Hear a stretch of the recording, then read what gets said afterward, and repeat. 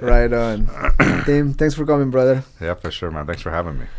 How's everything going? It's been good. It's been good. Yeah. A lot of busy with the holidays, Lots How of that? traveling. How much that change between regular season and when it's like end of the year? Like a lot of events, a lot of parties. Yeah, there are a lot of events and stuff like that. A lot of events and stuff like that. But it's like for me, it's like my wife's birthday, Christmas, Thanksgiving. It's just like family on top of that, which is makes it like you're doing everything. I mean, especially because you're the chef. Yeah. So in restaurant, you're the head, but also at home you have to be for events at least. Yeah. Who or birthday parties, like you're the one making sure everything tastes good. For sure. Yeah, I'm always cooking. Actually, last night we did a party yesterday. It was my wife's birthday. So Oh, we did nice. a party and it was Arjun and Knuckle were there. It was cool. But it was we had tacos El Russo Oh, nice. and they catered it, which was nice for me because then I didn't have to cook. So we had tacos come and then we had a churro guy come. Nice, Yeah. nice. So it's like you step a little bit out for this one Yeah, but mostly I'm cooking like everything. But that's why I honestly like I'd prefer to be cooking. because you know how to do it. Yeah, and it's good. But I like it. It's like you go. If there's like 20 people at the house or whatever, I'd rather be. I need to be doing something. I can't like just like sit and talk and like whatever. I'm up and down. I'm all over the place. So I Doing like something. if I'm like cooking, then I'm like I'm on task, and then I can hang out. But I got a job. It's the whole like the for me like I only do one thing. I do a tomahawk steak. Uh-huh. That's like what I like to do. If I have friends over, I do it. And the hosting, it feels like you're letting the steaks wait till it's room temperature. Then you get the grill on. Yeah. You do a little guacamole in the meantime so people can. But like you're still talking and hanging out. But Yeah. there's something about doing that is just feels special about giving to your people something done by you. Oh yeah, yeah. I mean that's what cooking is all about. That's why I fell in love with it. It's like it's that instant gratification. If I hand you something and you eat it and you're like, oh man, this is so good.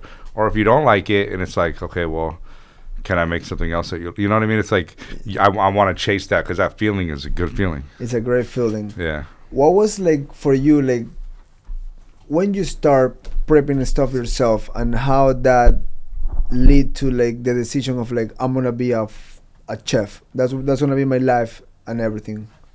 When was it? Like when the turning point from like when you start cooking, like how you start cooking. So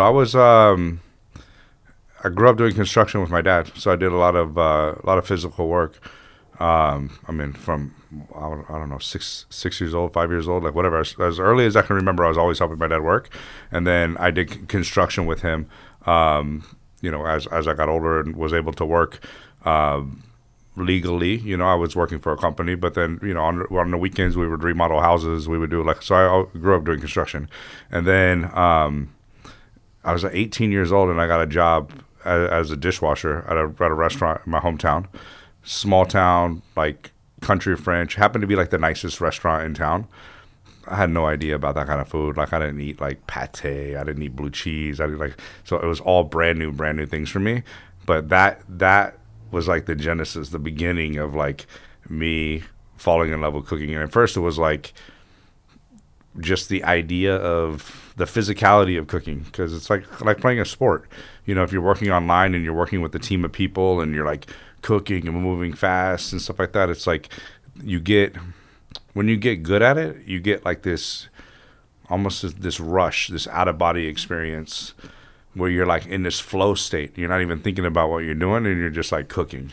And that to me, that sort of high was like really, really I loved it and it was addicting, and I just wanted to get better and better and better at cooking, and that was like the beginning of it.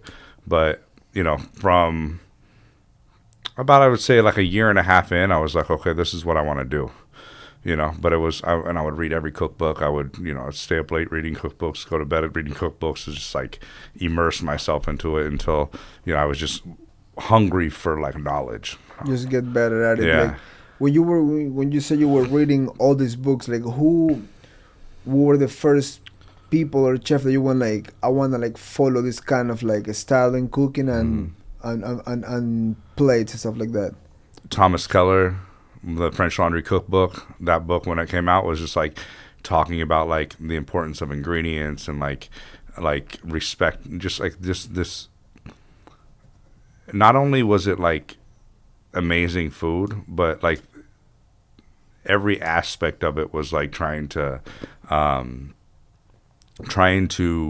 do things perfectly. You know, you're like buying the best ingredients from something, you're treating them in a way that, like, you know, you're if you kill a rabbit, you know, and you have the whole rabbit, like, you have to use all the ingredients. You know, you don't throw anything away, like that sort of philosophy. And I was like, oh man, this is really cool.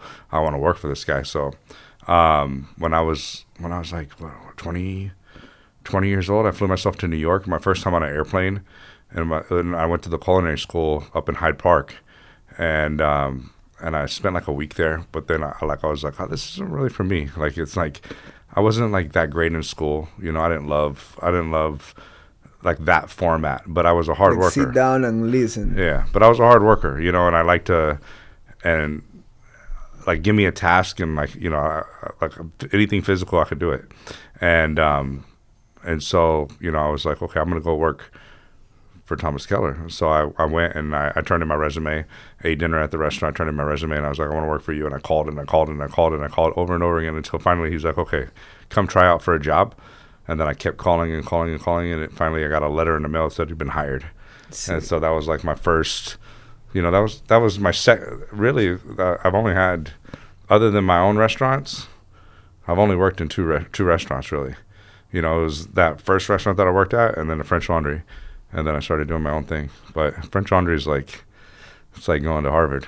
Right. I mean, because how they work, right? Oh yeah. Like, it's not just like there's probably not a lot of simple plates and dishes in there. There's a lot going on in one small thing, right? Oh, it takes an army to make one plate. You know, you got a butcher, you got somebody making sauce, you got commis prepping, plus the chef de partie prepping. It's like. And they're changing, you know, at least back in the day when I was there, they were changing the menu every single day. Oh, wow. Yeah. I mean, it was wild. It was every night you would sit down and you would write the menu for the next day. And what was the position on the first job you got in with Thomas Keller? Commis, which is like a prep cook. So, you know, I was a commis on fish and canapé station. So there was a lot of like some making sauces, making juices, making chips, making like cutting vegetables, making artichokes, stuff like that. But a lot of like detailed knife work. You know, that was a big part of it too. Like we used to do like, you know, like a deli cup, like 2 cups basically. We used to like have to do like on my sheet, my prep sheet, when I come in and be like, you have to make like 2 delis of Brunoise pine nuts.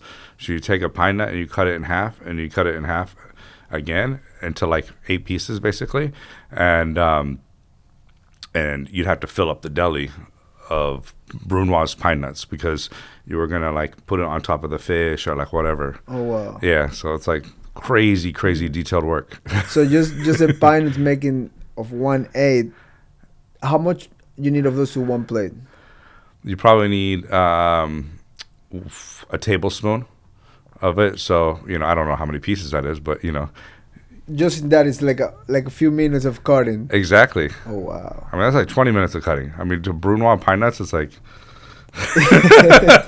that's crazy. I mean, how crazy is that? Like, sometimes when you get something served and you see the small things cut, like the nuts or stuff like that, you go like, you start thinking like, that wasn't just breaking down and throw it to you. That thing was like, and putting the sauce with a spoon and making it like, like one plate could be like a long time. Oh yeah, yeah, and it's a lot of work. I mean, it's like we used to have 8 people working for free. Like they would come and like, I mean, they don't do that anymore, but like we'd have like stagiaires that would come and work for free in the restaurant because they'd want to work. Plus all the normal employees, all the prep cooks, then all the butchers, and then every line cook and stuff like that. It was just, I mean, honestly, it was wild. It was an army. It was an army of people, you know, and everybody everybody like need to you gotta look sharp. Your knives need to be sharp. You like come in. You're very professional work environment. Very cool. Very like, but it was very like it was like kind of militant, you know. Right. Exactly. From the people that open the door to the people that seat you, to the waitress. I mean, if regular people haven't been in the back of a kitchen when the restaurant is running, I've been a few times and it's like, holy shit, like I came to hang out and these people is fucking, and you gotta greet people, go back, make sure. I mean, the back of our is interested being in the back of the kitchen. We have like eat in the back of the kitchens through friends, and it's like you go like, holy shit, this is like, oh yeah, this is not like just like. It's more than just food. Like being in the back of the kitchen is crazy. But it's fun. I mean, that environment. Do you like it? It's like I've been on a Rage Against the Machine concert. It's just like it's like a hardcore. I love it. We have eaten there before, and it's like the energy, the heat, the flames. You're sipping on wine, eating, and getting sleepy. You go like, wow, these people really fucking work here. From that 2 jobs you had in restaurants, like. How was the process to open your first own? It was really cool because it was like you go from, I mean, you really go from like I didn't train in business or anything like that, right? I trained in like cooking. Everything was about cooking and getting better at cooking and how to do things better and do things differently or do things the right way, different ways to do things. And then, you know, you go from that to like opening your own restaurant, and it's like now you're not just being creative with food. You know, you have the ability to be able to like impact the whole experience. You know, like what is the front door going to look like? What are the plates going to look like? What are the lights going to look like? What's the music played? You know, so there's this completely different side of creativity that like was untouched before. You know, that I was everything was focused food. All creativeness was always on food for me. And then now it's like, you know, you're creating a whole experience, because when you go out to eat, you know, you're not going, you go to some places just for the food, for sure. You know, some places you go just for the service because they take care of you, right. You know, but when you go to a special restaurant, like they have it all. You know, you walk in and you're like, you know, the hospitality, you know, the music, the bathrooms, everything. You're paying attention to everything. It's an experience. Like how the whole thing is, since you get in till you get sit, how you eat, the courses, and then once you're done, like what would you say is your specialty in the kind of experience that you offer in your restaurant? I think it's the flavor of the food mostly is like that's really my. I mean, again, I go back to the food for sure, but like I want to create an environment that is comfortable for everybody. You know, where it's like if you coming in, you know, with the hoodie on, hat on, or whatever, and there's a person, you know, going to a concert afterwards, and they have like, you know, they're all dressed up or like whatever, like they can sit next to each other, and that's like they feel comfortable. I want a very, you know, to me, if you come to my house and I have dinner, you know, you're gonna hang out, we're gonna be in the kitchen, I'm gonna be cooking and finishing stuff up and stuff like that. Get a drink in you, like, you know, we're hanging out, we're talking, like whatever. It's like at that point, that's the hospitality that I want you to feel if you come into the restaurant. You know, that sort of like you're eating my home, you know. I think that's cool. It's like so welcoming and stuff like that. I like an open kitchen because you can see like what's going on. Doesn't always have to be that, but like it's nice for the chef to be able to see the diners too. Yeah. See how they're enjoying the food, if they're enjoying the food, or, you know, if they need something, if they're cleared and ready for the next course, like whatever it is. It's like, and then if you're a diner, it's like you get a peek into like the action, you know, like what you talked about before, like it's crazy in the kitchen. You get to see that. It is, you know? it is a quite experience, like just being back there.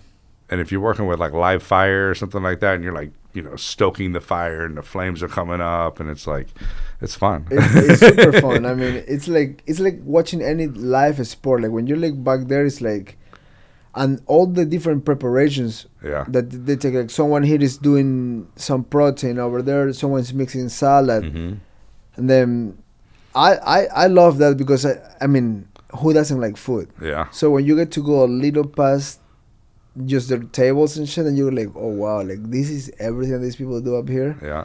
It makes you feel a little more gratification for especially for the good restaurants, like the ones that you know that they're good. Mm-hmm. Once you see like how much they work for one plate, you go like, that's it's warm. It's good to know that. Mm-hmm. Do you say you cook in tomahawks a lot? I love to do a tomahawk. Yeah. So what do you have like a way you like to make it? Are you always switching it up? What is it? If it's, for example, if it's like a small cut, like a ribeye, that's what my wife like the most. Like I sear it like for 6 to 7 minutes each side on an iron skillet, on kind of like on heavy fire, and then I finish it with 7 minutes in the oven. And then the only thing I do is like I keep throwing butter every 4 minutes, and then I put like rosemary and parsley on the sides of the iron skillet. So by the time I take it off, the flavors are a little stronger. Yeah. But that's like the easier way. Yeah. On that, and then when I have a big tomahawk, I smoke it for like an hour and 20, around 270 in the Traeger, and then when it's close to that 120 to be over, like 15 to 20 minutes before, I light up the charcoal on this small metal grill I have in the ground.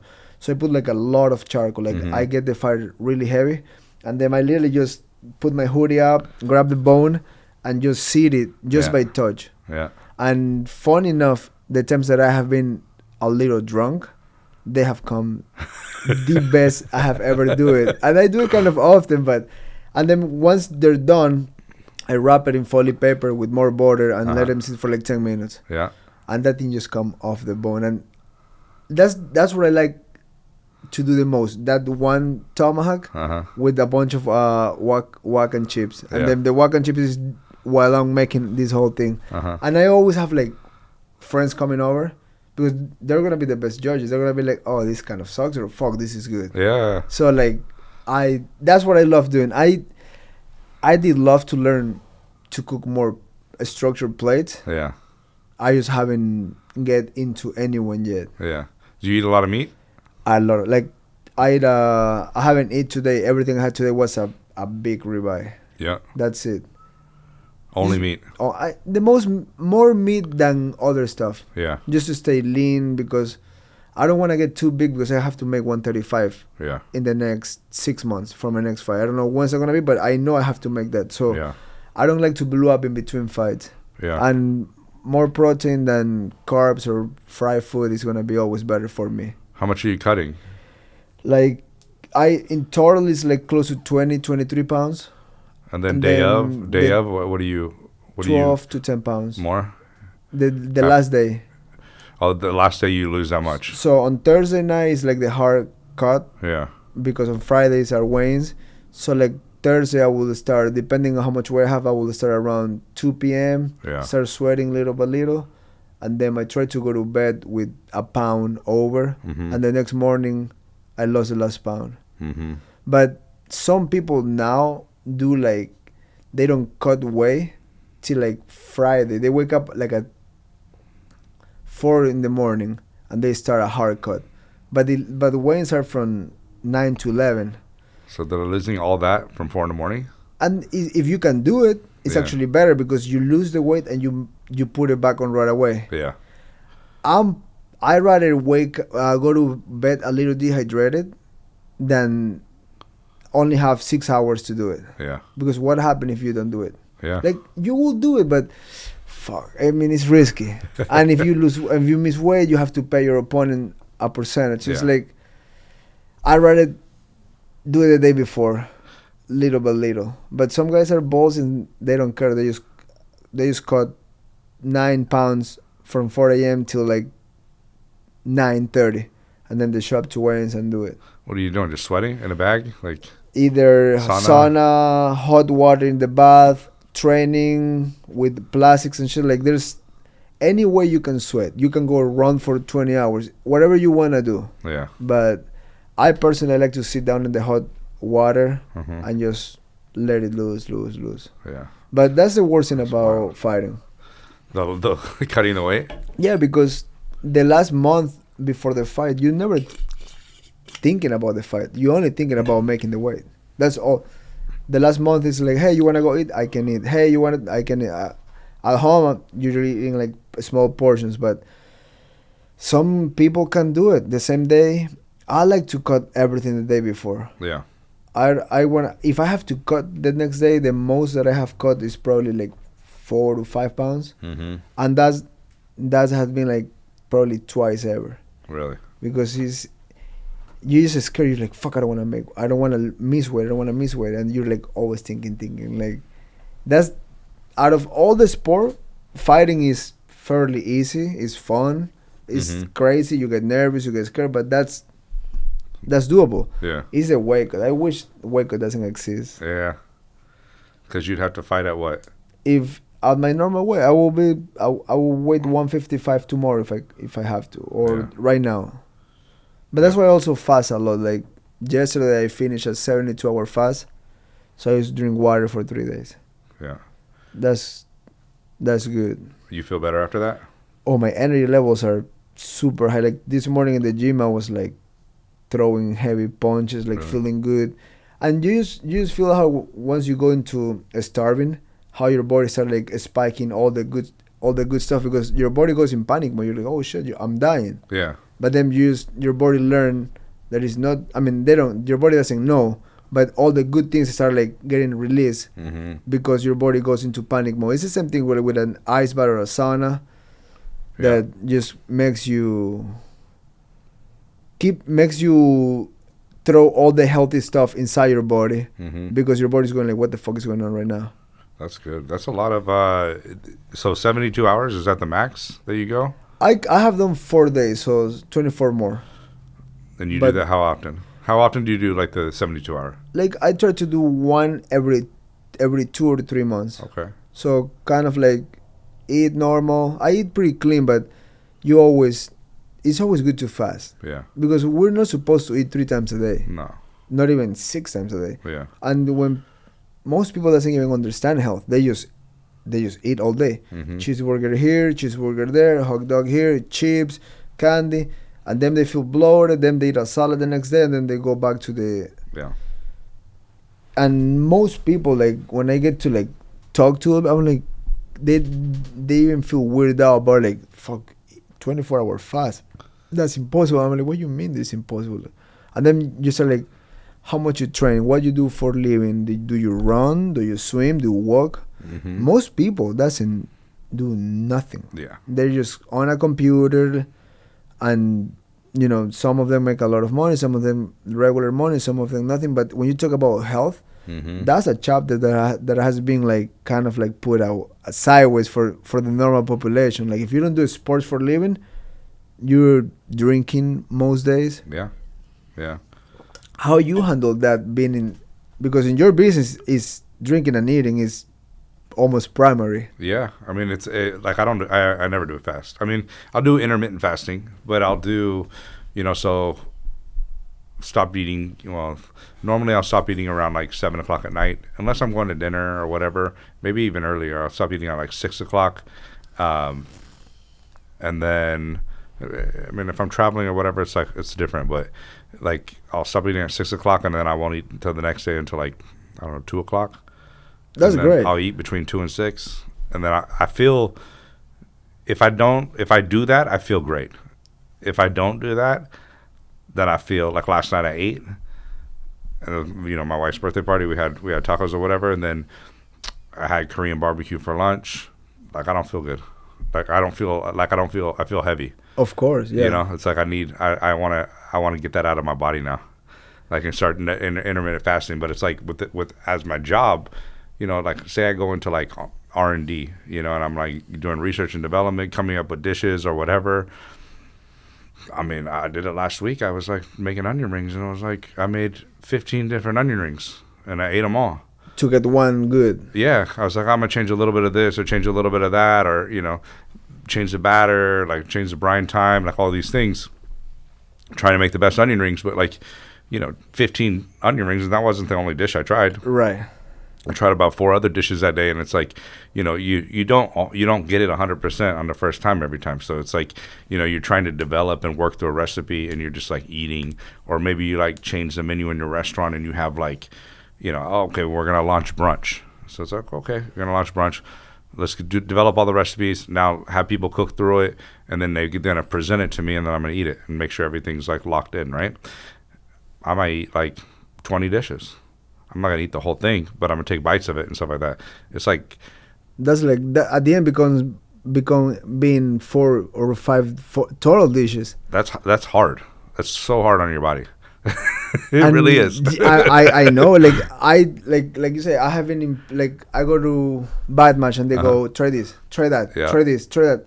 By the time you're getting towards the end, you're like, I'm like, I love it, but I'm gonna die if I eat more. And then you just, there's been times that I've been in places like that either your friend works there, or your friend own it, or they take you to his friend place and they start just sending, and you go like, the first half you were like, holy shit, this is so good, because you're not used to it like that. I eat very plain and simple, and then you go like, wow, this is good. Oh wow, this is good. And then but there's a point that you go like, I'm gonna have a heart attack right now. Like I need to slow down, but. Fuck, I mean, it takes a toll being a chef. Yeah. Because you have to try your shit, your friends' stuff, and you gotta develop also, because you can serve the same forever. I'm sure you have in your restaurant, like your main dishes that they probably don't change much, right? Yeah. But then around that, you have to keep changing. Yeah, always. How often do you change stuff? For me, it's either when you're bored of it, or seasonal. And seasonal is like, it's not 4 times a year. I mean, there's like micro seasons, right? It's like figs are only going to be available for like these 6 weeks.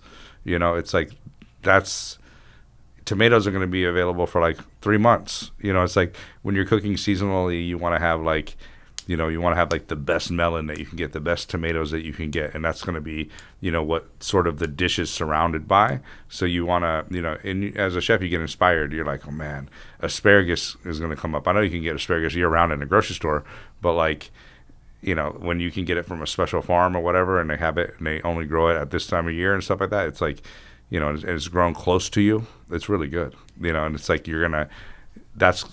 that ingredient, you're going to be inspired and you want to put that on the menu. So you're going to be changing it constantly, really. It's always changing. There's always, there's times where you do like a hard reset, it's like, okay, well, it's summer and we're going to go into fall, like different vegetables are going to be in season, right?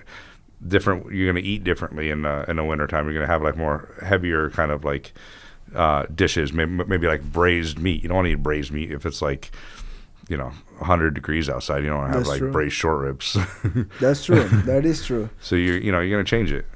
That makes sense. And when you're like bringing something like the onion rings, how did you come up with like few recipes, or also people around you come with ideas to make all the changes? So it's different based off of the project for me, right?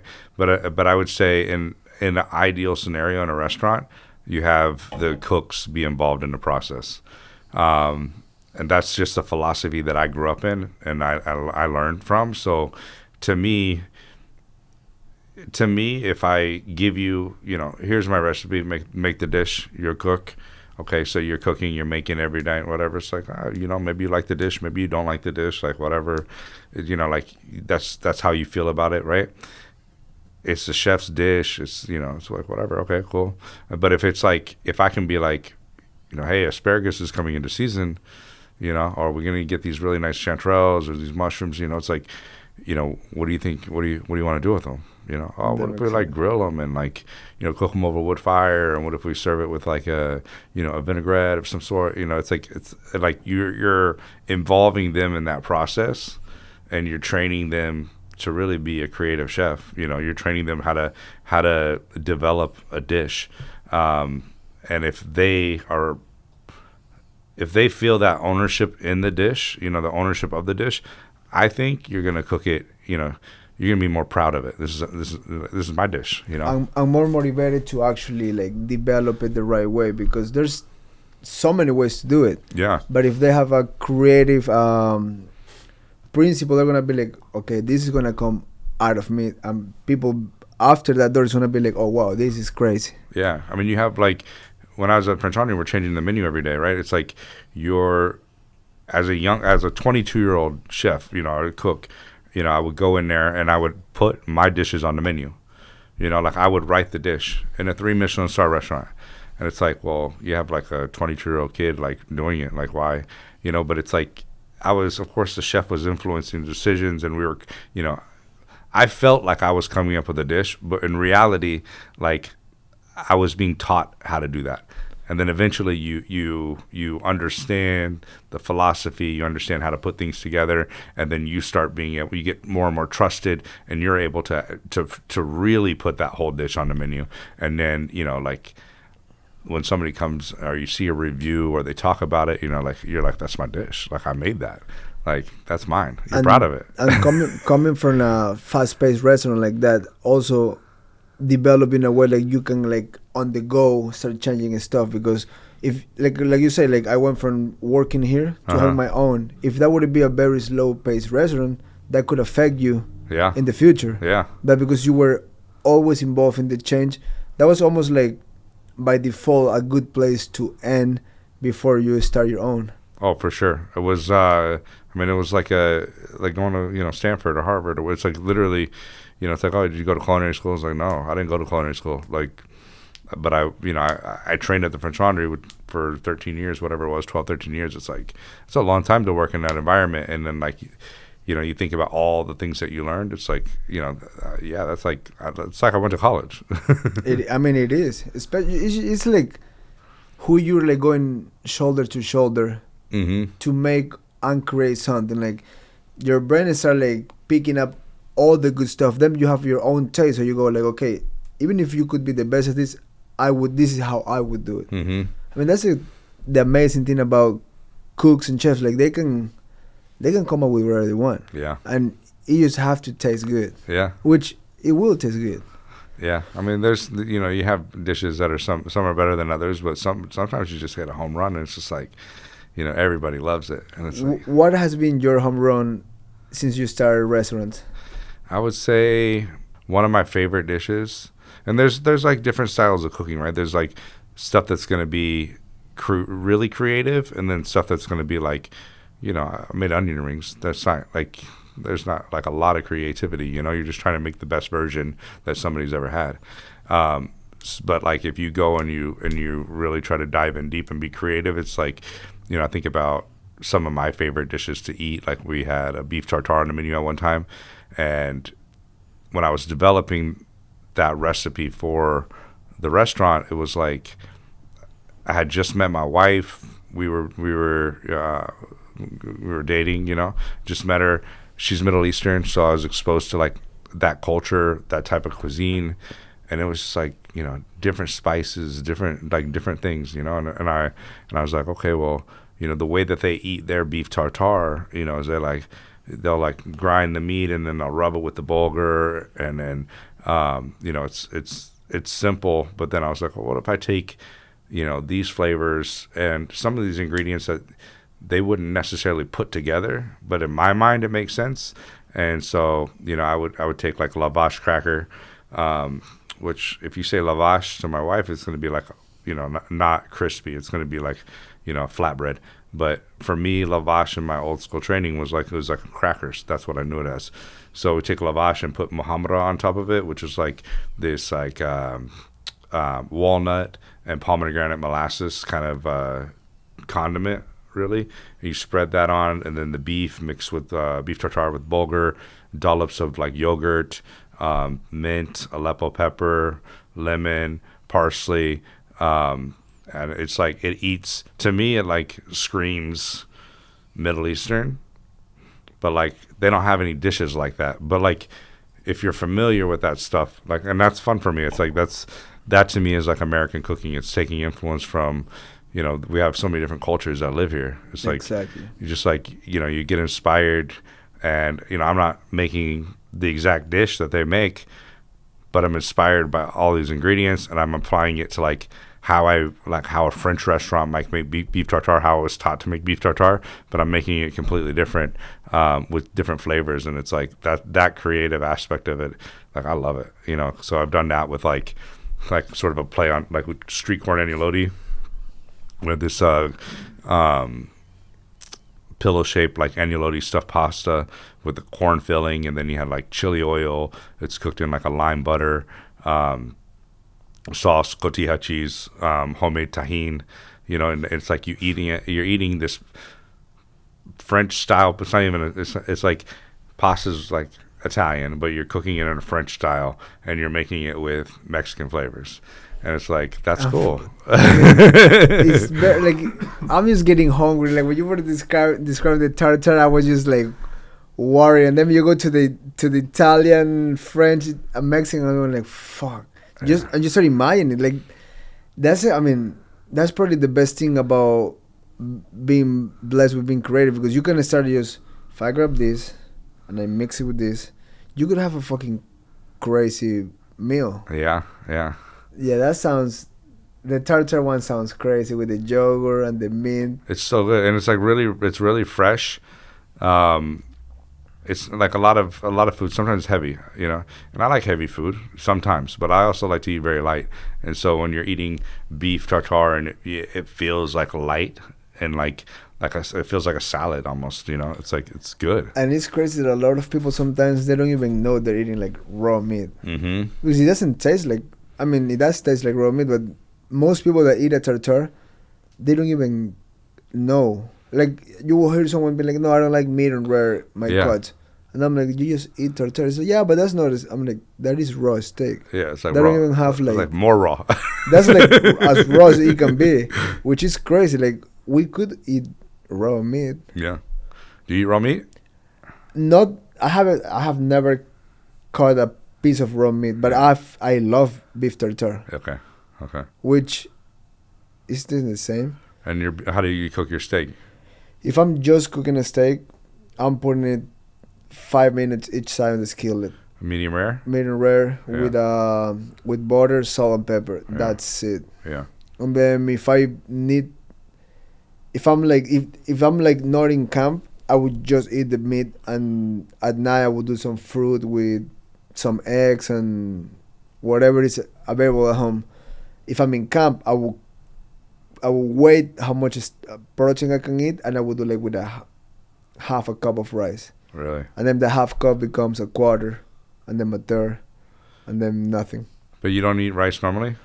Kind of not rarely. A lot of carbs? Not a lot of carbs. Like if I feel any carbs, I eat fruit, Japanese jams, sweet potatoes.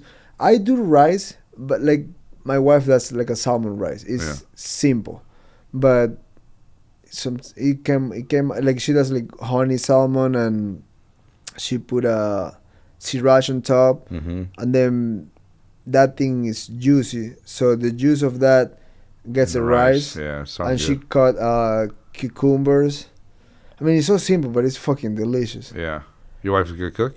She's pretty good. Yeah, that's like nice. She can and she can cook like. If I say like, what did I say the other day? I was like, fuck, I'm feeling a la vodka pasta, and you know that's not a simple pasta. That's like they have the vodka, like the orangey sauce, and she's like, let me Google it. She Googled it, and I was like, fuck, there's no way it's gonna be like the restaurant. But I never. When it's about things like that, like trying something new, I never go hard on critics, right? To encourage them to like actually try. Yeah. And that's how we have been our whole lives. And she cooked it. It was right. And I was like, in my mind, I was like, this is impossible, because I saw how many ingredients to make one thing. I tried, and I was like, holy fuck. It was like just like because there's one place I like here that is my favorite vodka one, and that was the standard. And I was like, fuck, it tastes just the same. And towards the end, you can feel a little too much the vodka.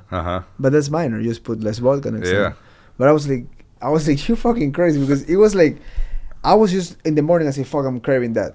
Yeah. I came back from the gym. I was like, holy shit, you did it. So I was like, but when when we get married, we were like too young, Mm-hmm. so she didn't even know how to fucking make an ice cube. Mm-hmm. So do I. I didn't know nothing, and she started cooking one day, just figured it out how to do a steak or rice. The first meal was crazy. Like the first meal she cooked for me when we moved together, it was a steak, but the steak was like overburned. It was like there was no more steak anymore. The rice was cooked halfway Oh man. with corn from a can.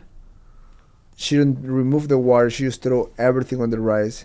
So that thing was like, it was like a joke. Yeah. So I get home, and we were like probably no more than 18. And she's like, well, lunch is ready. You know, and I went, I ate it. And when I saw it, I was like, oh, that's a disaster. So I took the first bite, ate it, fucking chew it. It was just like, and she's like, and she had a smile on. She's like, this is the first meal I cooked for my husband. And she's like, how was it? I was like, fuck, it's fucking great. Good job. And I finished the whole thing. Uh-huh. And I was thinking in my mind, because already I was a fighter trying to become a UFC fighter. I knew it. The one thing, if my instructor at the time teach me a technique and I suck at it, which I suck a lot at the beginning, Mm-hmm. he wasn't really, fuck dude, you suck, find a new job. He was, it's good, just move your knee. Yeah. So in my mind I have that training of being patient with someone that is trying something new. Yeah. So it could go two ways. I could be an asshole, be like, bitch, this is ugly, I hate it. She will probably never Exactly. try how to cook or try again, because that's a bad experience. I was like, oh, But it's she great. worked hard on it. You know what I mean? Oh, She worked hard on it regardless. Like it's like Exactly. that deserves a reward. But it's how you approach the situation. Yeah. Today, she can cook anything. Yeah. Like I can literally go home and be like, I want this, and it will be done in the next 2 hours. Self-taught. So exactly. So it's like I always kind of like tell myself that was a good move on my side. Yeah. Just being like, hey, fuck yeah, it's good. But you know the story. So after I was done, I remember calling my cousin. I was like, yo, pick me up. He said, what happened? Just fucking pick me up. I need to fucking eat. And then I told him the story, and he was fucking laughing so hard. And then we went, and I don't remember what exactly. We went around town and eat. And I came back home, and she's like, baby, you want dinner? I'm like, this guy forced me to eat. I would love to eat again. So I was like, that was it. But then, since then, like, it took like 6 months before I had a fucking hell of a meal at home. Yeah. It was great. But now you're living a life. Now we're living good. Like, now she can cook like really a lot of things. Like, even if I go to like a restaurant and I like something, she'll take a photo. Yeah. And she will have it. Like, when we were younger, she wouldn't eat like the Ecuadorian food, like the soups, and she would only eat whatever it was at her house. Yeah. Like, I grew up eating like everything. Mm-hmm. So there's one dish that I love. It's called encebollado. She never ate it because, you know, that's like, it's like a soup. You go and eat it. Like, it's like if you're hungover. Okay. For me, it was like every day. I just love it. And when we moved to the US, she started doing it for me, and she tried for the first time on hers, and she made it very close to like actually eating on the streets. But And she never even tasted she have it. never tasted, which is crazy. And That's she impressive. did it for me, and I'm like, fuck, this actually tastes good. Yeah. I'm like, this is like a straight up proof. And then I'm like, and then she's like, you know, I have never eaten one back home. And I'm like, shut the fuck up. You have never gone and eat a fucking $3 encebollado? And she's like, never. I'm like, next time we go back home, I'm gonna take you to like the hood to eat one. Yeah. Because she have never. She have only tried hers, and she love it. Uh-huh. So I'm like, that's the one experience I want her to experience. Go to like because there's like a lot of franchises right now back home that they have like a killer one. Mm-hmm. But there's also some spots like on some part of the city that you go like, it's, you know, it's like this albacore soup with how you say yuca in English? Yeah, yuca. You same? Yeah. With yuca, and they blend like a bunch of peppers on it with the same water of the fish that you cook, Uh-huh. and then it becomes this like brown soup, and you eat it with crispy plantains, Mm-hmm. or and a piece of like a bread, like a brioche. Mm-hmm. When you break that thing in half and you get it wet, oh, bro, it's fucking correct. I promote that dish like nothing else. Now I gotta show it to you one day in LA. Yeah. It's good. Who does it here good? There's few like holes in the wall around LA, like Ecuadorian food. Some of them are pretty good. Some of them are. Yeah. The things like also the albacore in the US doesn't exist. It's like white. It's like tuna albacore. Yeah. The albacore back home is like a black fish. It's like the meat is black. Oh, really? It's dark, yeah. And if you usually like fry albacore with rice and onions, tomatoes, and cucumbers, like chopped very tiny, a lot of lime. Mm-hmm. That's that's stupid. Yeah. You just throw the veggies with the water in the rice. It's game over. And you can add to that shit. You can do like a plantain. How you call that? Like menestra. Like eating like rice and beans. Yeah. You know, like how the beans are juicy. Yeah. You can do it with any bean, with lentils, with the bigger beans, Mm-hmm. black, brown, or you can also they figured out how to do it with plantains. Mm-hmm. Do the same use as the beans. But that's more from the side of town that I was born. It's like a Okay. small town. Okay. The people in the city don't even eat that. But in my house, because we're from the farm side, we grew up eating like shit that doesn't even exist in the city. Really? So by the time I moved to the city, I was like, you guys only eat like 5% of what you can actually eat in the whole country. Yeah. And then when the lady that helped me raise and work at my house, she's still working there.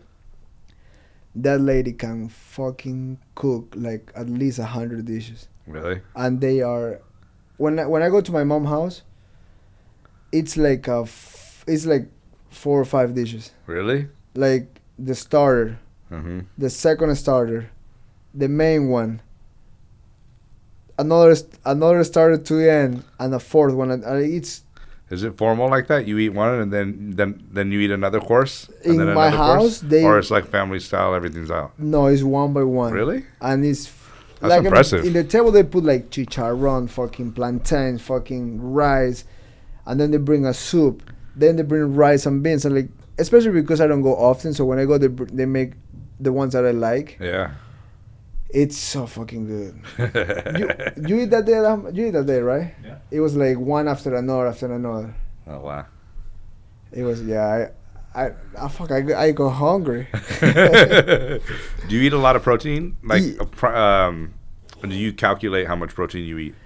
I don't calculate, but if I eat like a solid ribeye, that will be good for 3-4 hours. Okay. Before I get hungry. But we've been talking so much food I hear you. that is like you start thinking like, fuck, I am hungry again. Yeah. Especially when you were like breaking them apart, like saying like lime, Mm-hmm. mint, parsley, you start just crunching them in your mouth. You're like, fuck, that's a good meat. Yeah. That could even be a good tea.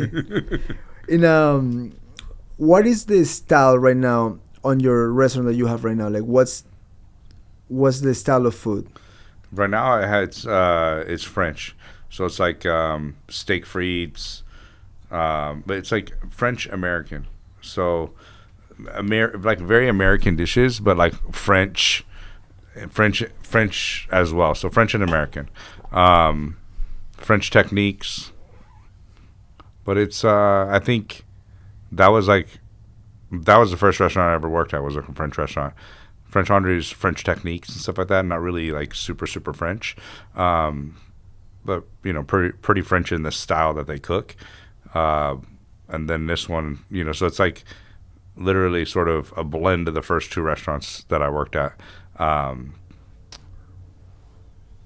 Cooking, so you're like drawing influence from like things that are very American, and then which could be anything, right? Because we cook so many different types of things here. But and then there's the French side of it. But that's not like how I cook. I cook differently all the time, But I cook clean. If I'm eating at home, it's clean. Try to be a little bit cleaner, than you're eating at a restaurant. Try to use a little bit less butter, that kind of stuff. Not that I think butter is bad for you, but you don't want to eat too much fat, I guess. And like when you're cooking at home, what is like the dishes that you don't serve in the restaurant, but it's eat a lot at home? Um, I'll make things that my mom used to make, like chicken and dumplings, biscuits and gravy. Um, I'll make like chili.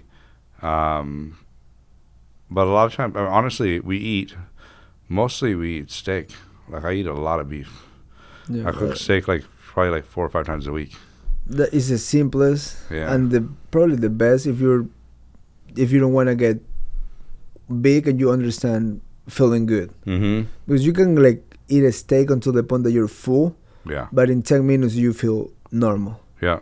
Like I think when people say about like, oh, if like I grew up in my house, like my dad used to say like, yeah, we only eat a steak once a week because it's hard to digest, and you grew up like you digest like the steak in 5-6 days. I'm like, now that I eat like a ribeye a day, I'm like, that's not necessarily true, Yeah.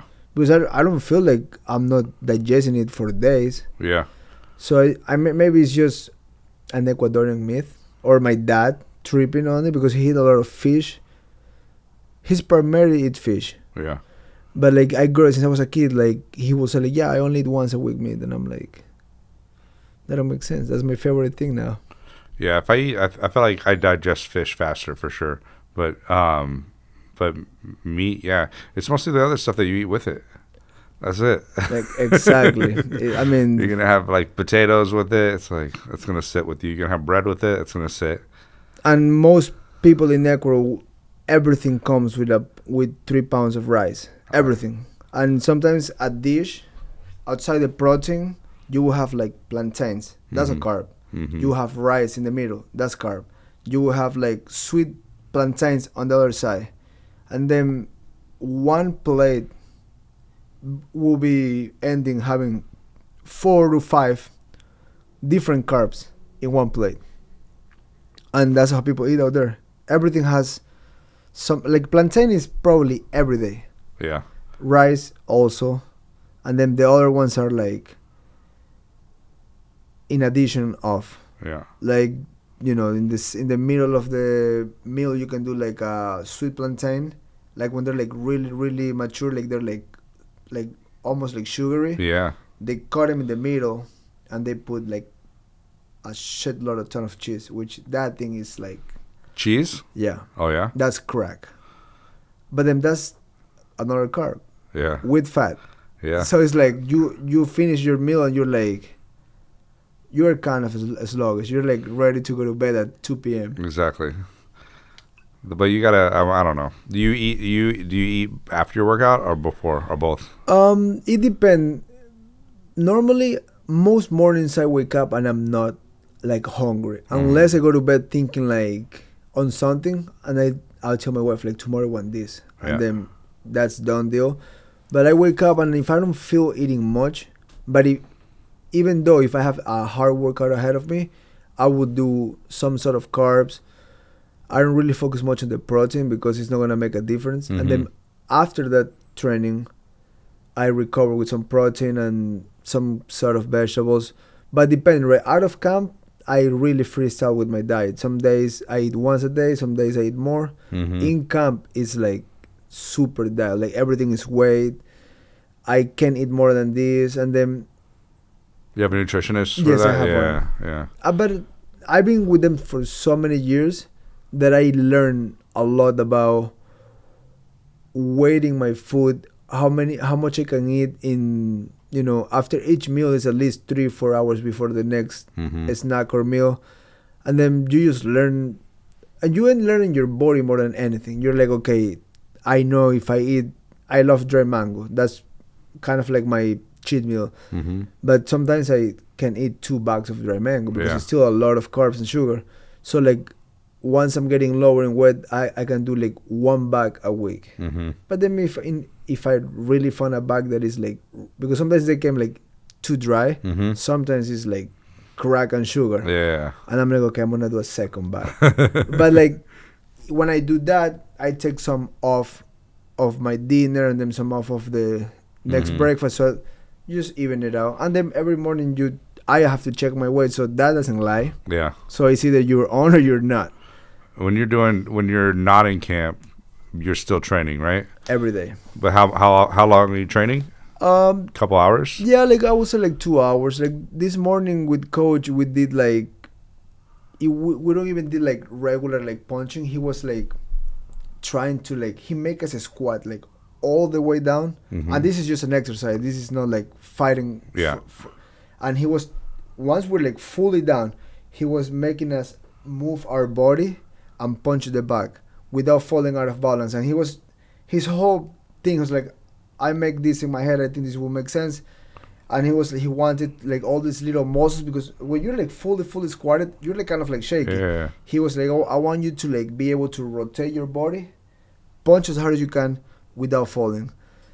And the first time I went down, after 30 seconds, my legs are like burned. And he's like, yes, that's what I want. I want you to be able to like feel that. So by the time you're in standing up in an actually thing, and you just go walk somebody, your balance is gonna be. Yeah. So today was more like a lot of discomfort, like a small technique, just trying to. He called it like a strength and conditioning today. Like today you're gonna suffer for like 3-4 rounds, and then after that we did like freestyle, just hitting the backs, punch, kicking elbows for 5 minutes. And when you're squatting down, are you going to like to the level you're gonna shoot at, or are you going further down? No, it was like pretty much like a dog walk, like all the way down.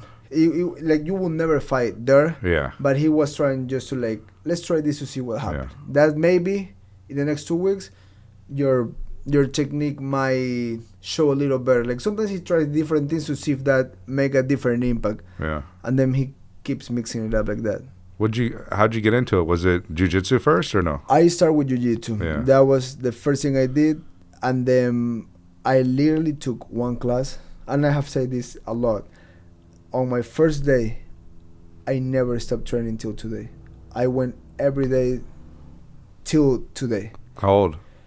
I was 16, and I was getting in a lot of trouble, like a lot of street fights and stuff like that. So my neighbor, which is still my friend, he was like, yo, you're getting in trouble too much. You're a dumb kid. Come with me. I'm going to take you to this place so you can get like, manhandled, and then eventually because he was like, you have too much energy. You're like a little monkey. You want to fight. You're not even aggressive. You just fight because you got energy. And I was like, sure, let's go. He took me one day there, and it happens to be the best place at the time. Like all the good guys were there, and back then there was not a lot of jiu-jitsu in the whole country, so there was only like 2 academies or 3, and this was like the main one at the moment. Okay. I didn't know anything. I just show up and never left. And I started getting good. Like after a year, 2 years, I started getting good, competing, winning, and then I started fighting. But if this neighbor never would ask me to go with him to take a class, I would probably never train in my life. That's crazy. I wasn't asking for it. I wasn't looking for it. I didn't even know jiu-jitsu was a thing. I knew the guys that were good around town. I wouldn't mess with them. Yeah. I was either friends with them or friends with the younger brothers. And that was my thing. I was hanging out with guys that know how to fight. So I could be bold enough because they could help me if something happened. But then I went one day and never left. You train also, right? Yeah. I've been training jiu-jitsu for like 5 years. Oh, wow. Yeah. What belt are you right now? I'm blue belt. Nice. Belt, yeah. Where do you train? 10th Planet Pasadena. Sick. Well, you know Capella and Lila, right? Yeah. I train with Eddie for like few years, and somebody under Eddie at one point was my main guy, and I used to like see him like twice a week. Is that downtown? I used to go to downtown, but I used to go every Monday at 7. By the time the class is done, it's 11 p.m. Yeah. So that was kind of like killing me because I trained Tuesday morning was hard. So then somebody under him started seeing me at Long Beach twice a week. Okay. His name is Jeremiah Vance. Yeah. He used to help me for a while, and he's in Burbank now, right? He's Burbank. I think at the moment he was in Santa Barbara. Oh, that's yeah. Sorry, I got it mixed up. That's Jared at Burbank. So he used to. Yeah. I trained at his gym in Santa Barbara a couple times. He's great. Yeah. And I was at first I was like kind of like getting involved a lot with the system, and I was like, fuck, the warm ups and all that stuff. It was fun, so I did for a while that. Yeah. How do you like? So the first jiu-jitsu that you did was in a gi or no gi? The gi. Yeah. It was a black belt from Brazil. His name is Fernando Soluso.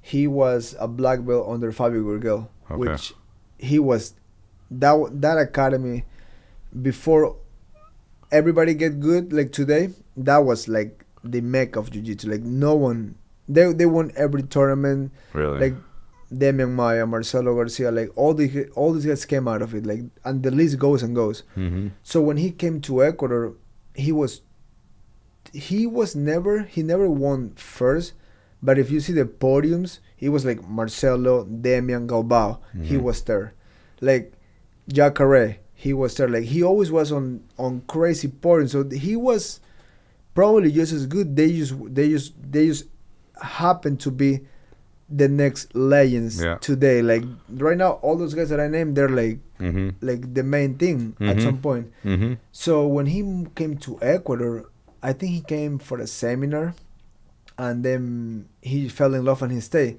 Really? But for the time, that's the gym you went to? That's the gym I went. Oh wow, you got lucky then. I got lucky, and so for the time, he was like ahead of the curve in whole South America. Like he was like ahead. He wasn't just like a regular black belt. He was like the guy training with all these monsters daily. He came to Ecuador and stayed. Mm-hmm. So I started training probably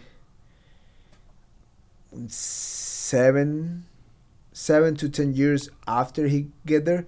So by the time I get to the gym, it was the hardest thing. Like all the guys that would like they were good play with you, they were all good. And I remember, if I'm not mistaken, the highest belt where there were only like 2 or 3 brown belts, like 5 purple, and like 20 blue. Yeah. And then I get there by then, and then every other year more black belts. At the point that it was like a strong academy in the moment. So he changes pretty much the game and the standard from what is today. Today there's a lot of good gyms and a lot of good, like there's really good jiu-jitsu right now. Yeah. But by the time he came, he was like not so good. Mm-hmm. How'd you like? So from gi to like 10th Planet System is obviously like more applicable to MMA, right? It's I mean, depending if it's like simple jiu-jitsu, it applies, like top pressure, chokes. But once you get to the berimbolos and to all this, I don't even learn how to do berimbolos ever because I started fighting. So by the time berimbolos get popular, I was already training only no-gi, so I was never interested in learning. Mm-hmm. And I mean, I rolled today at places like AOA, and those guys berimbolo the fuck out of me. And I don't even, and I try so hard, but they're so perfect at that game. Yeah. It's just for fighting won't work. So when I do like, because Guy Mendes is my main instructor for Jiu-Jitsu for the last few years, when we have like these like sessions for me, he told the guys like, hey, do anything you want, just, that's probably the one thing he's like, hey, avoid doing the berimbolo because he's not going to help him. Yeah. So full heel hooks and stuff. Oh, really? But there's like, they can use that one technique and neutralize all my game. And is that how important is that for MMA? Because you stand up a lot. I mean, everybody that knows me and trusts me is like, yo, why you don't take any fights to the ground? Yeah. He's like, you train at the best place and you actually train. You put time on getting better and shit, but I just like I just like a good beat down, and it's like sometimes I see the takedown opening and I'm like, I can just shoot. Yeah. And make the fight a little easier. And with the cardio that I have, I can really get you tired. And I'm like, you know what? Fuck it. Let's just go blow for blow and see who goes down. But maybe in my next fight, I try to shoot. I don't know. Yeah. But a lot of it's like, bro, why you do... Like, Guy told me this. You train so hard jiu-jitsu and you wrestle so much, but you only defend takedowns and fight in the stand-up. And I'm like, I know. I don't know. I don't even know how to explain that part. Yeah, but if you... I mean... just from watching it, whatever, that you hear the commentators always talk about it, right? If it's like if you have to worry about the takedowns and you're fighting, so you're if you're threatening the takedowns, but you're also standing up and stuff like that. Now that person has to he's got to think it. He's gonna think twice before he throws a leg kick or whatever. It would definitely make it a little easier. Like people who mix it up. Yeah. Always does better than single dimension. Mm-hmm. But sometimes when you get a weight with one way of fighting and you're like knocking people out, you start like, you fell in love with that shit. Yeah. But then too much or something sometimes is not good. Mm-hmm. That's why like the best thing is probably just mix it up and keep evolving. Like I still getting better. Mm-hmm. I still learning shit. I still like polishing. Sometimes I let things go. I forget I was good at using just my jab, and now I start using more my right hand. Mm-hmm. Fighting is a roller coaster because sometimes you just don't know what weapon's gonna show the most in the fight. Yeah. And sometimes you go and compare the last 3 or 4 fights, and you go like, holy shit! I went from a kicker to a boxer to trying to take someone down, and it depends on the opponent too, though, right? You never exactly how he's coming to Mm-hmm. you, what he's trying to do. Like that's a puzzle with fighting that keeps me excited about my job and keeps me want to get better, because you just never know Mm-hmm. what's going to happen and what direction that's going to go. Yeah. You can throw one punch and your hand is broken. Yeah. You can check a low kick and now you have a cut in your shin, like this happened last week. I saw it. Yeah. And you just don't know. Yeah. Like my finger came out last fight in the first round, and I put it back and kept fighting. I saw that. Yeah. And it's like, I wasn't counting on that. Mm-hmm. Now you're fighting with a little bit of pain. You're like, okay, now what to do? Yeah. Knowing how I am, I say, fuck it. I'm going to punch as hard as I can. If the finger comes out, God bless.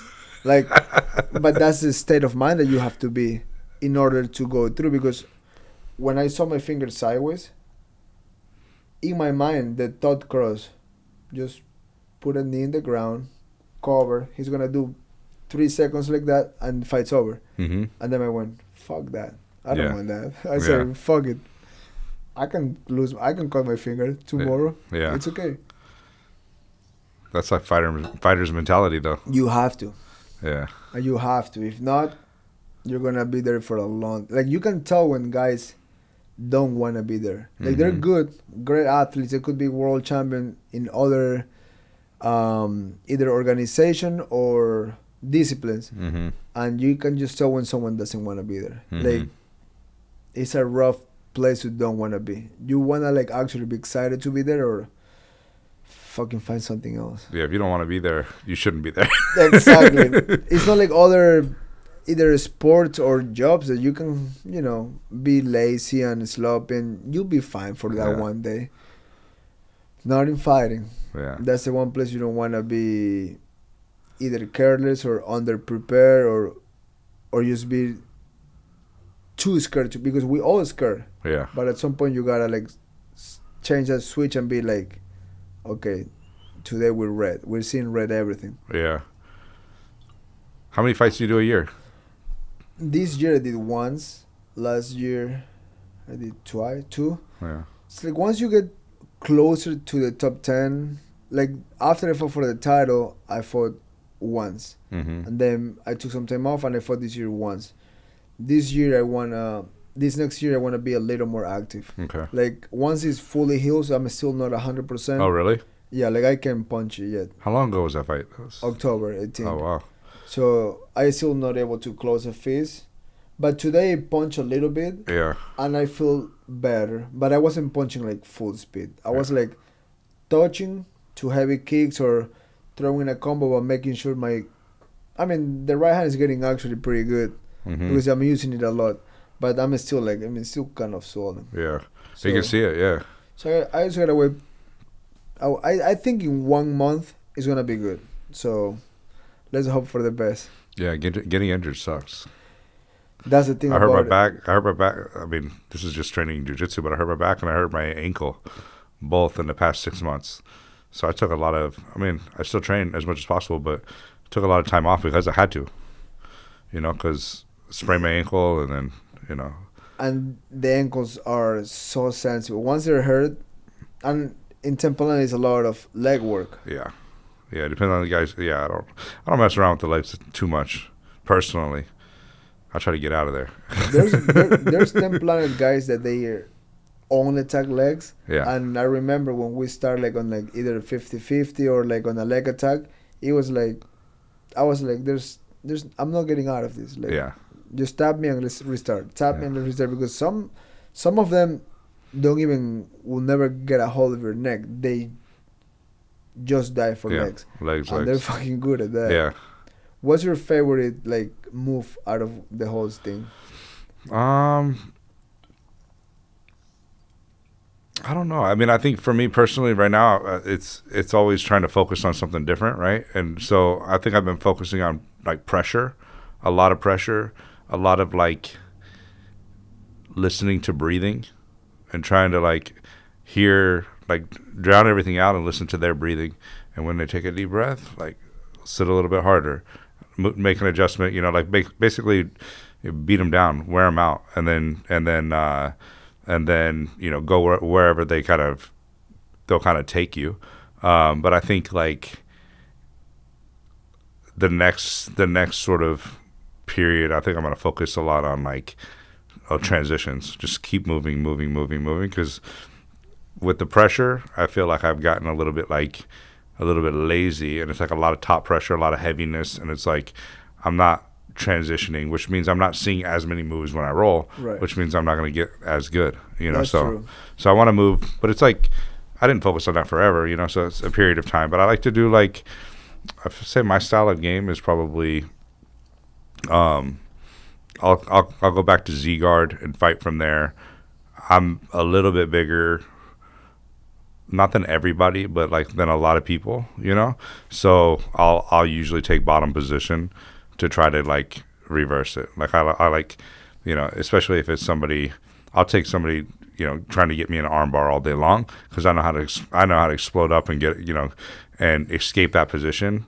I think for years I kind of focused on like putting myself in a bad position, because I think that it's better to get out of. It's better to be able to get out of that bad position, but almost not even to get out of it. It's like to not freak out. If someone has your neck, it's like, just okay, yeah, it's another day in the. I mean, and that's a great. I get my hips loose, like whatever, you know, like.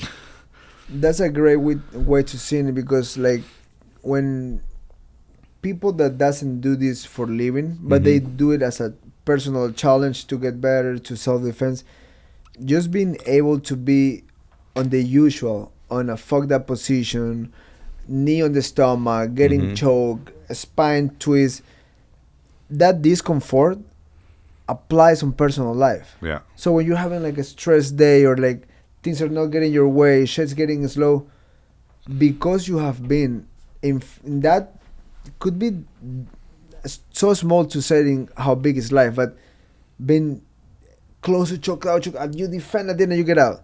That stress make you so chill outside. That one stress, like I see that when friends of mine, like you're a chef, and let's see a guy that a lawyer or a doctor, and they do anything hard outside what they do, even if like cut and hard open is extremely hard, but if you do cold plunges, or you do running, or you do jiu-jitsu, that discomfort over there, by the time you're doing what your specialty is, it make it so easier. You do a lot of ice baths. I do a lot of ice baths. I hate that. Me too. I really talk myself into doing it every single time. Really? And how long you go? 7 minutes or something? 3 minutes. 3 minutes, okay. I put a timer. What temp? My stuff is like probably 35, 36. It's like there's like a slightly bed of ice, and then the top there's like ice bricks on top. Like it gets cold, and sometimes when it's like fully clear, it doesn't matter. It's icy. It's ice water.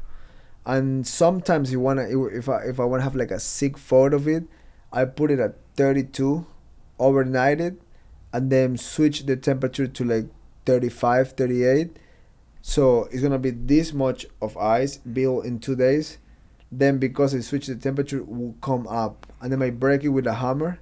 Holy shit! And somehow, that's easier than when there's no ice on it. I don't know why. Really? It's weird. The ice make it looks worse than it is, But once you get in, I mean, it's a little bit of discomfort because there's like blocks of ice. Yeah. You have to try to break it as small as you can. But once you have like all the ice next to you, it almost like, it's weird, but it warms you up a little bit. Just probably because it looks so hard. Yeah. But then also, I do it at nighttime, right before bed. Really? And You sleep better? I sleep so good. How often do you do it? Like 3 times a week, 4 Okay. times a week. Like So- sometimes, like if I train, From a then sauna though, or no? I do sauna too. Sauna into ice So bath? some days, if I do it at nighttime, Yeah. I do a good round of sauna. Mm-hmm. Like once I start sweating, I put like a 20-25 minute timer, and it started getting hard towards the end. Yeah. So I finish the timer, and then I kind of like stand up and kind of like overheat. Mm-hmm. Once it reach a point that like, okay, I need to open the door, I go straight to the thing. So I Mhm. put like 320 in my thing, get out, put Mhm. the phone down, and jump in. So it's 3 minutes at least exactly. Yeah. And then after that, I go back to the sauna for like 4 minutes to kind of like get even, Mm-hmm. go inside, shower, and go to bed. And if I want to do a booster, like get all my stuff ready for the day, I wake up and go straight, open the thing, jump in. That's the hardest one. How long do you go? 3 3 minutes. minutes again? Oh, man. Nighttime sometimes looks harder, but there's days I don't do that one too often. I open my eyes, I don't even pee. I walk outside straight. That's the hardest one. That one, honestly, What is gets- that for? Oh, that will get you. Once, it's gonna wake the fuck out of you. yeah.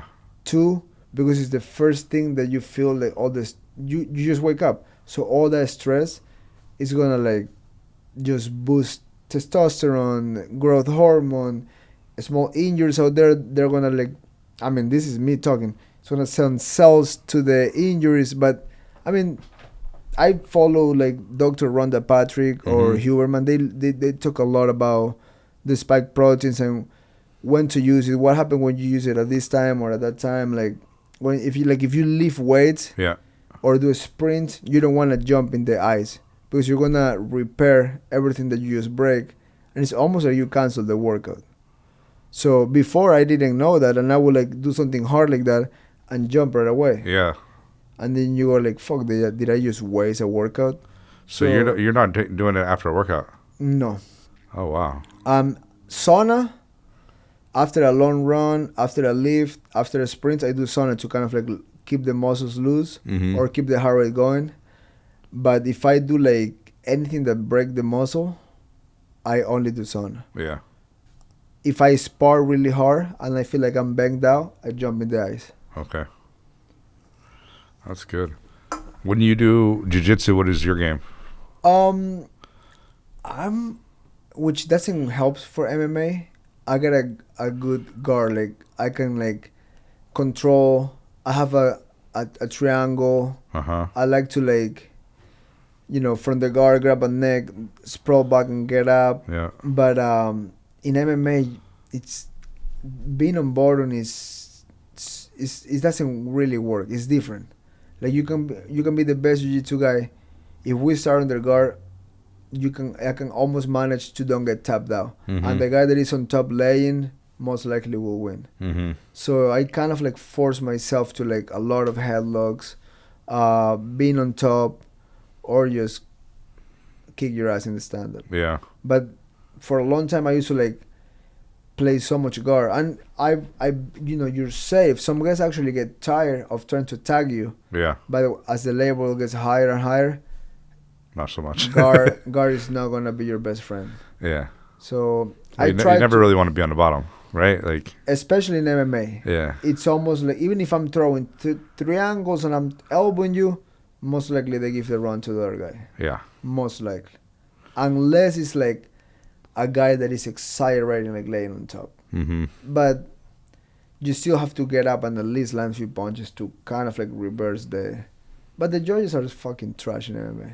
It's always different. Yeah, it's with the never judges you don't know. Sometimes, let's see, I lose a fight yeah.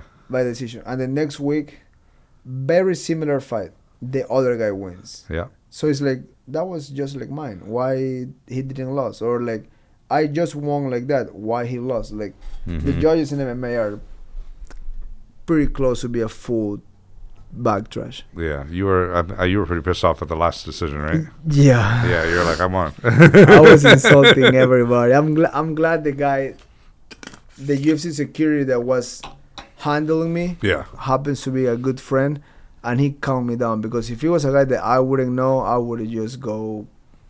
I was looking for the judges. I was like, in my mind, I was like, I'm gonna fucking flip the table, flip up them, and walk away. I'm so glad that didn't happen, because that wouldn't be good for me. Yeah. But I mean, judges are, not good. Mm-hmm. In restaurants, how you get a Michelin star, like in terms of like competition, and how that works to get a prize or a first place. I mean, I think it's political. I think there's a lot of politics involved. It's a good question. I gotta be careful how I answer it. But it's like you have these food writers. They're what they're looking for is not like the best food. They're looking for a story. And they want to tell that. If you're a chef and your concept is telling a story, they're gonna fall in love with that. Like, let's say, Anajek Thai in LA. You been there? Which is it? Anajek Thai. It's in like Studio City. No. So it's a Thai restaurant, but it's like, it's like his parents own the restaurant, and then he kind of like, I don't want to say take it over, because I don't know exactly the story, but like he's kind of like reviving his parents' restaurant and turning it into this thing, and like inviting chefs, and he does this like a lot of cultural sort of community kind of focus. He'll have like in the alley, they'll have a bunch of tables, invite chefs, and they're cooking over barbecue and stuff like that. So and he gets written up. I think he was 101, best restaurant or whatever. Is his Thai food really better than somebody else's? It's great, don't get me wrong, but like, it's that whole story, that whole package, that sort of American dream that he's marketing. Yeah, that makes sense. And I see they love that. it. They love that kind of thing. And I think in order to be an amazing restaurant, in order to get those accolades, there needs to be a story. That makes sense. They're looking for that. I'm so curious. In your mind, what separates like a transcendent dish? Like when you're trying onion rings or whatever. That's one example. But what makes it like, even if you're eating at a restaurant? Yeah. Like what makes it like, whoa, this is special? I mean, there's many factors, but the one that I think is the most impactful is the idea that that dish takes you someplace. So when we were talking about like the street corn agnolotti, or when we're talking like the beef tartare earlier, if you grew up eating that food, or you like, I was a kid and I was like eating street corn, and like, this reminds me of this, or this reminds me of something my mom used to make, or this reminds me of like being in Italy and, going and eating at this restaurant. If you're able to like take that, like whatever dish that someone's eating, if you're able to take them to a different place, to me, that's what separates, a good dish from like a transcendent dish. It's something that like you seen the movie Ratatouille? Yeah. Yeah, so it's the Ratatouille moment. It's like he's eating the dish, the Ratatouille, and he's like thinking about his mom or grandma or whatever it was, and it takes him back, and then all of a sudden it's like you have like these childlike feelings. I feel you. Like when you take a bite, you're like, oh shit, I know this. I've been here. Mm-hmm. And that's a beautiful feeling. When you talk about the restaurant, the Taiwan, I'm not sure if I've been there, but I remember going eat with Action to a restaurant once. He had like a wine there that he was coming with, and I believe it was a Thai place, and we did eat in the side of an alley. It's probably there. It's in Studio City.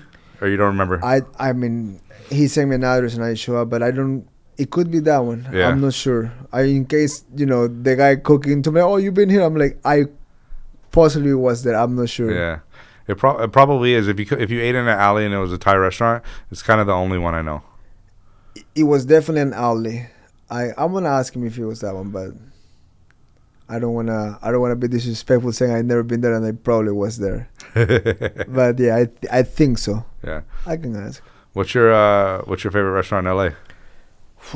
I mean, when I go to LA, if I'm gonna eat, which I normally don't do. Oh really? No, just because I can eat all the time. Yeah. Like that. So when I do, I mean, I if I'm going to LA, I'm hitting Arjun. Yeah. So either I meet him at 99 or Badman. So Yeah. I would say I gotta be biased. I eat there a lot. Yeah. So that's mine. Number one. Yeah. I gotta come see great yours. restaurants. Great restaurants. Yeah. I love, and I actually like Indian food. Yeah. There's a small spot here, like hole in the wall. It's called India Cafe. It's pretty fucking good. Really? And I there was a point that You take Arjun there or no? I haven't taken, but I have tell him about it. But I mean, I would love to bring him there because he will really tell me yes or no. Exactly. I mean, he knows it, right? For me, it's like I've been there over 10 times, so I can eat the share of whatever is in there. How often can you go to a restaurant like that and eat? I would say once a month. Wow. Because when I eat out like that, when it's like, let's say I go to your place Yeah. and you treat me and you just go, you send me everything. Yeah. I'm going to be hurt for like 2 days because I'm not used to it like that. Like, I would do small portions through the day or one big meal a day. Mm-hmm. So if I go out, and I don't really go out, like rarely I'm out. Like when I go out, it's because I'm going to see a friend. Yeah. Or that's about it. Yeah. So I'm not out every week.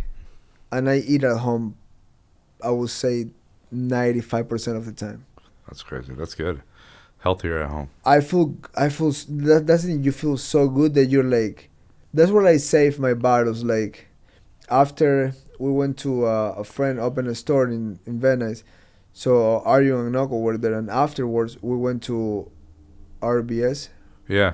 That's the name. RBR. RBR, yeah. And of course they Haven't been there yet. It's pretty good. Yeah. What was there was one little like sandwich, like a mini hamburger. I literally swallowed it. I put it in my mouth and was gone, and I was like, "Fuck, there's not another one." That one was fucking good. Yeah. That one was really good. But yeah, I'm gonna try to come to yours after we talk. Now you get me hungry. Yeah. Let so me probably this week or next week. All right. Cool. There's for me, like when I go on a trip or whatever, like you go to a different city, you want to try like as many restaurants as you can. So like you like tear your body up. Like it's like I remember I was opening a barbecue restaurant. This was years ago, but like we went to Texas to try barbecue. And we went to Austin to try, because that's like such good barbecue there. We would eat like five barbecue meals in a day. Wow. 5. To find how to do it right or what direction take. Yeah, just like which, what is the best version of the brisket? What's the best version of ribs or sausages or whatever? Trying the sides sometime too, but it's like that smoke, that heaviness. It's like it kill, like literally you're like dying. There's a new place here in town. It's called Harper Barbecue. Mm-hmm. It's fucking phenomenal. Yeah. They only open, if I'm not wrong, Thursday through Sunday, but it's unbelievable. It's like it's here in Costa Mesa. Yeah, like probably like 5 minutes from here. Oh really? It's fucking good. It's very good. What do you eat there? Are you like brisket, ribs? I do brisket. There's like I don't know if like a wagyu something. They call it like if it's like a ribeye. There's chicken, sausage, like everything is like you order and they cut it right there for you. Yeah. They put it in a plate. They're all the sides right there. So by the time you get to the cashier, your whole meal is ready. Mm-hmm. So it's quick service. Yeah. And then it was fucking it's good. Yeah. They have like every meat, and they sold out pretty good. Do you? I mean, you're smoking tomahawks on the Traeger and then reverse searing, right? But you do other barbecue on it at all, or no? Like other kind of meats. Like ribs or Sometimes I do short ribs. yeah. Like I do like a 6 hours at 120. Mm-hmm. Wrap on foil paper, Mm-hmm. and those things just come out and just fall off the bone. Yeah. It's fun to do shit like that because it's like takes a long. My coach is actually who put me like into cooking a lot. He cooks every day. He will do like 4 meal a days Really. just to try something. Like I always tell him like, Coach, you have to, I mean, I know it doesn't matter. He don't like that kind of shit. But I'm like, Coach, just film yourself for a week. Yeah. You might become being the biggest YouTuber ever. He can cook like Italian. He have like an hibachi like grill. He does like fried rice. Like he does like 8 different things. Like if I go to his house to watch the fights, there's always some sort of burning. Like there's a smoke, Yeah. a brisket, something. But then in the meantime, there's fried rice with all shrimps and all this shit. Then he will cook something else, and I'm like, you gotta fucking film yourself. He's like, nah, fuck that. I'm like, okay, but he can cook like a lot, Really. and it's good. Yeah. I do a lot of barbecue. It's I fun. love barbecue. Yeah. It's fun. Yeah. We had a barbecue one day. Yeah. Definitely. Come to the house barbecue. Yeah, anytime. So just sort of you come back to mine. Yeah, for sure. Thanks for doing this, brother. Absolutely, We bro. gotta tell people where to find you too. What's the restaurant right now? Where So right now my restaurant is in Long Island. It's called Hundredfold. Yeah. So that's the main one, and then I have a few more projects that I'm working on right now. Can't really announce them yet, but they're slated for next year. But you have to go kind of far for my restaurant today. So come to the house. We'll Sounds cook. good. We do it. We do it for sure.